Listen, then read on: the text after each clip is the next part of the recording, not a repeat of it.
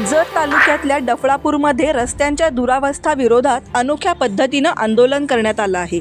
सामाजिक कार्यकर्ते हनुमंत कोळी यांनी थेट खड्ड्यांच्या रस्त्यांवरून दंडवत आंदोलन करत सगळ्यांचं लक्ष वेधून घेतलं आहे।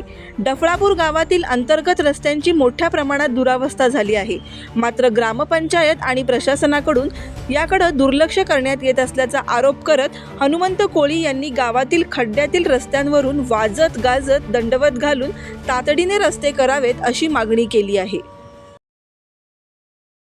ग्रामपंचायतीवर असताना रोजगार आम्ही योजनेतून हा रस्ता मंजूर केला होता। 60-40 रेषे होता, पण तेवढी कामं झाली नसल्यामुळे 30 लाखाचा निधी रिटर्न केला। आता काही मंडळी जाऊन भेटून आले, मला काय त्याच्यावर टीका करायला काय नाही, पण आमचा हा पिटलाईनचा रस्ता झाला पाहिजे, त्यासाठी लवकरात लवकर रस्ता झाला पाहिजे। यासाठी शासनाचं लक्ष वेधण्यासाठी मी आज दंडवत आंदोलन डफळापूर अमोल संपाळ ते संतोष बंडगर मेडिकलपर्यंत दंडवत आंदोलन घातलेलं आहे। शासनाचं लक्ष वेधण्यासाठी हा रस्ता लवकरात लवकर व्हावा, जर नाही झाला तर ह्याच्यापेक्षा तीव्र आंदोलन करणार आहे। आणि हा रस्ता कधी होणार आहे हे मला अधिकाऱ्यांनी सांगावे इथं।